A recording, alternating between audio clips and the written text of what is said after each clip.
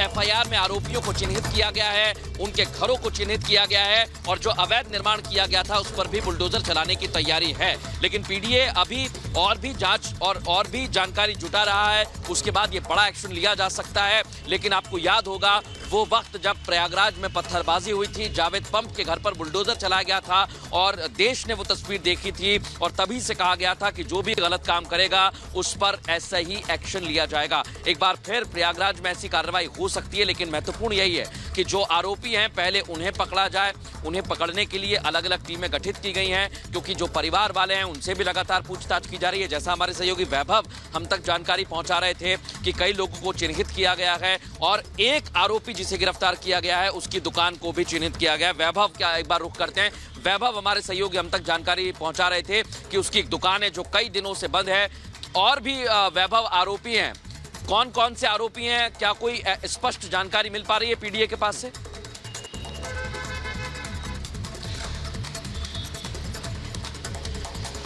बिल्कुल, देखिए सबसे बड़ी बात यह है कि इस पूरी वारदात के बाद पुलिस लगातार उन तमाम गिरेबानों तक पहुंचने की हर मुमकिन कोशिश कर रही है जिनके सीधे तौर पर इस पूरी हत्या से जो है वो तार जुड़े हुए हैं। तार जुड़े हुए के बीच सबसे बड़ी बात यह है कि पुलिस लगातार न सिर्फ यूपी, बिहार, मध्य प्रदेश और मध्य प्रदेश के साथ ही साथ नेपाल बॉर्डर पर लगातार मुस्तैद है। एसटीएफ भी लगातार मुस्तैद है, क्योंकि यहाँ जहाँ पर हम प्रयागराज में मौजूद है यहाँ से 570 किलोमीटर दूर तकरीबन नेपाल बॉर्डर, और इन लोगों की साजिश यही थी कि इस पूरी वारदात को अंजाम देने के बाद नेपाल की सीमा को पार करके नेपाल पहुंचा जा सके, जिसके चलते ये पूरी वारदात और पूरी वारदात के तहत ये प्लानिंग रची गई थी। लेकिन पुलिस के शिकंजे में लगातार ये सभी लोग अब आते जा रहे हैं। ये पूरा मामला है क्या और अब तक कार्रवाई के रूप में क्या कुछ किया गया है पुलिस के द्वारा, इस रिपोर्ट के जरिए आपको बताते हैं।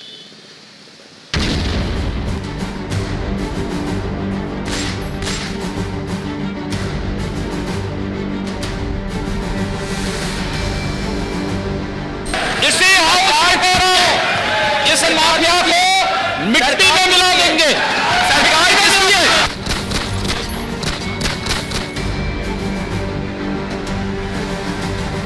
माफिया कोई भी हो, सरकार की जीरो टॉलरेंस की नीति है और उन माफियाओं के खिलाफ मिट्टी में मिलाने का काम उनका हमारी सरकार करेगी। प्रयागराज गोलीकांड के बाद शुरू हो गया योगी का ऑपरेशन मिट्टी में मिलाओ। योगी के पुलिस का चैलेंज, उमेश पाल के हत्यारों बच के दिखाओ।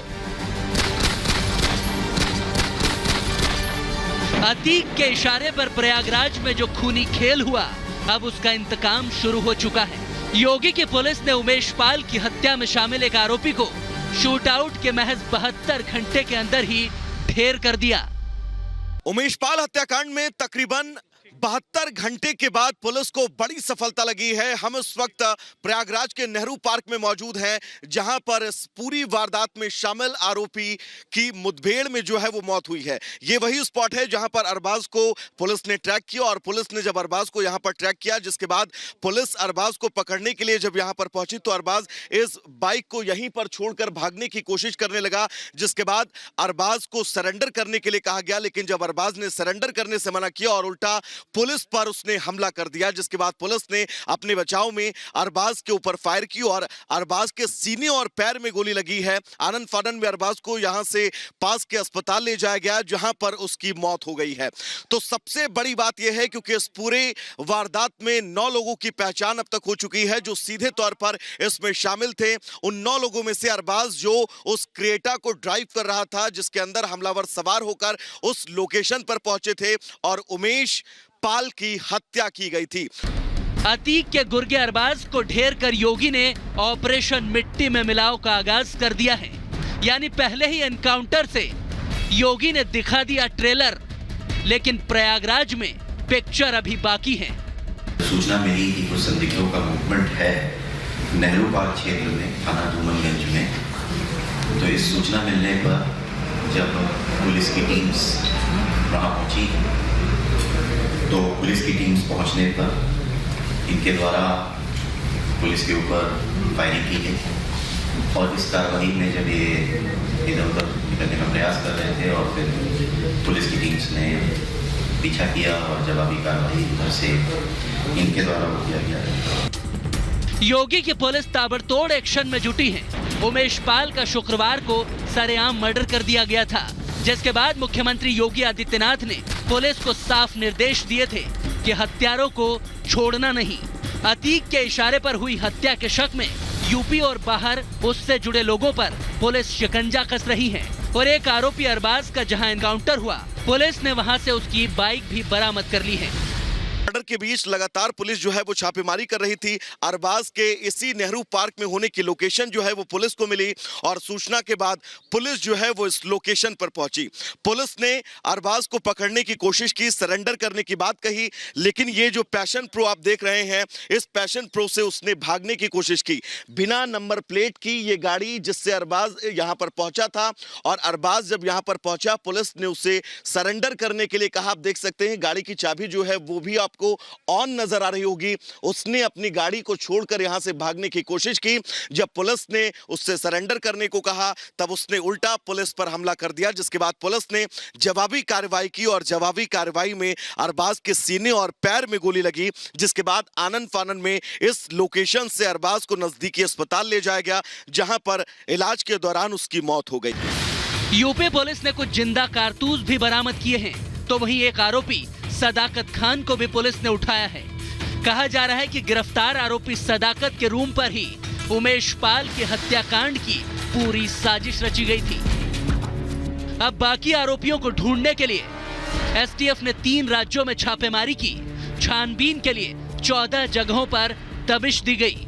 10 पुलिस की टीमें आरोपियों के पीछे लगी हुई है और करीब 40 लोगों को पूछताछ के लिए हिरासत में लिया गया है और इन सब से गहनता से पूछताछ की जा रही है।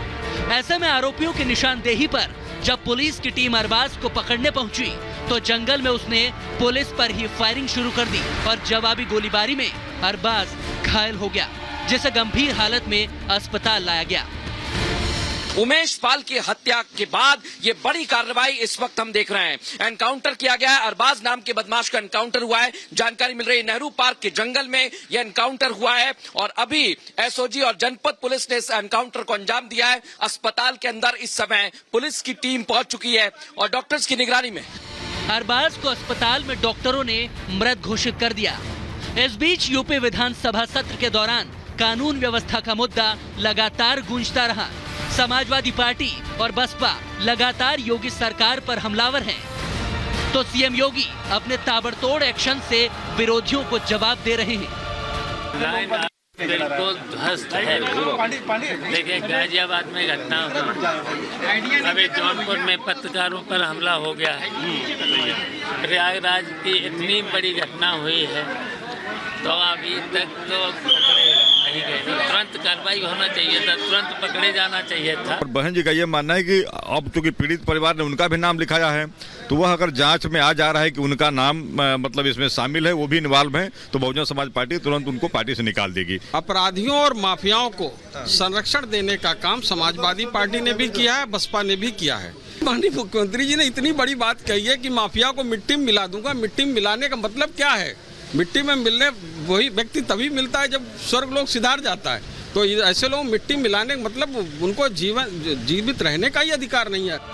राजू पाल हत्याकांड के गवाह रहे उमेश पाल की हत्या के मामले की जांच में जुटे पुलिस अब मुख्तार अंसारी गैंग की भूमिका की भी जांच कर रही है। मुख्तार के चचेरे भाई मंसूर की अतीक के भाई अशरफ और उसके बेटे अली से पिछले कुछ दिनों के दौरान जेल में हुई मुलाकात की अब तफ्तीश की जा रही है। पुलिस अधिकारी अशरफ और अली से पूछताछ कर रहे हैं। तो क्या योगी के रडार पर बाकी के हत्यारे भी आ चुके हैं और उनका भी हश्र अब वही होने वाला है जो अरबाज का हुआ? इस स्पॉट पर ही अरबाज को पुलिस ने ट्रैक किया था, जिसके बाद पुलिस ने जब अरबाज को सरेंडर करने के लिए कहा, तो अरबाज ने उल्टा पुलिस टीम पर फायरिंग कर दी। जिसके बाद जब पुलिस ने जवाबी फायरिंग की, तब वो गोलियां अरबाज के सीने को चीरती हुई बाहर निकली। एक गोली अरबाज के पैर पर लगी और दीवारों पर ये 2 गोलियों के निशान बिल्कुल साफ आपको नजर आ रहे होंगे। अब सवाल ये है कि जो बाकी के इस पूरे मामले में आरोपी हैं, क्योंकि 9 लोगों की पहचान की गई थी जो सीधे तौर तौर पर इस वारदात में जुड़े थे। अब बाकी के 8 जो आरोपी हैं वो कब तक पुलिस की गिरफ्त में होंगे, ये देखना होगा। उत्तर प्रदेश में माफिया का फन कुचलने वाले सीएम योगी ने प्रयागराज शूटआउट के बाद ही सौगंध ली थी कि वो माफिया को मिट्टी में मिला देंगे और उसकी शुरुआत भी हो चुकी है। तभी तो योगी की पुलिस ने उत्तर प्रदेश के बस्ती और गोरखपुर से 4 आरोपियों को और मध्य प्रदेश के रीवा से 5 संदिग्धों को हिरासत में लिया है। तो वहीं यूपी की राजधानी लखनऊ, जौनपुर, प्रतापगढ़, कौशाम्बी, बरेली और बिहार की राजधानी पटना से भी अतीक के गुर्गों को पुलिस ने उठाया है। अतीक के कुछ गुर्गे इस दौरान नेपाल भागने की फिराक में हैं। ऐसे में बॉर्डर पर एसटीएफ अलर्ट मोड पर है और सख्ती से जांच की जा रही है। अतीक के तीसरे बेटे की सीसीटीवी फुटेज में करीब पुष्टि होने के बाद तलाश अब और भी तेज कर दी गई है। यानी योगी कार्रवाई में जुटे हैं तो अखिलेश यादव इस मामले पर भी राजनीति करते जा रहे हैं। मुख्यमंत्री ने कहा है कि माफियाओं को मिट्टी में मिला देंगे। अरे माफियाओं की सूची तो आ जाए। मैंने सदन में मांगा कि टॉप 10, टॉप 100 माफियाओं की सूची जारी कर दे सरकार। सरकार पीछे क्यों हट रही है? सरकार सूची जारी करे 100 माफियाओं की या 10 माफियाओं की। टॉप 10 माफिया, टॉप 100 माफियाओं की सूची जारी भारतीय जनता पार्टी को करना चाहिए। सभी माफिया हैं जो समाजवादी पार्टी में ही पुष्पित पल्लवित होते रहे हैं। हमारी सरकार एक को ढूंढ करके कड़ी कार्रवाई करेगी और कोई भी बख्शा नहीं जाएगा। यूपी की राजनीति लगातार गर्मा रही है। इस बीच राजू पाल की पत्नी ने उमेश पाल के परिवार वालों से मुलाकात की तो उधर गुजरात के साबरमती जेल में बंद अतीक अहमद को अब डर सताने लगा है। तभी तो अतीक की पत्नी और बसपा की नेता शाइस्ता ने सीएम योगी से सीबीआई जांच करवाने की मांग की है। उनको डर है कि पुलिस अतीक और उसके बेटों का एनकाउंटर कर सकती है और इन सब की वजह है योगी की वो शपथ जो उन्होंने विधानसभा में ली थी। इसी हथियार को इस माफिया को मिट्टी में मिला देंगे। सरकार के लिए माफिया कोई भी हो, सरकार की जीरो टॉलरेंस की नीति है और उन माफियाओं के खिलाफ मिट्टी में मिलाने का काम उनका हमारी सरकार करेगी। योगी के गुस्से के बाद यूपी पुलिस ने ताबड़तोड़ एक्शन लिया। सीसीटीवी फुटेज खंगाले, अतीक से मिलने वालों की जानकारी जुटाई, संदिग्धों की तस्वीरें जारी की तो अलग अलग शहरों में छापेमारी की। अब उमेश पाल के ड्राइवर प्रदीप शर्मा से भी पुलिस पूछताछ कर रही है। उसकी कॉल डिटेल भी खंगाली जा रही है क्योंकि शूटआउट में उमेश और एक गनर की मौत हो गई थी, लेकिन प्रदीप बिल्कुल सुरक्षित बच निकला था। ऐसे में अब वो पुलिस के रडार पर है। यानी योगी अब चुन चुन कर उमेश हत्याकांड का हिसाब करेंगे। एक का काम तो तमाम हो चुका है मगर अभी पूरा इंतकाम बाकी है।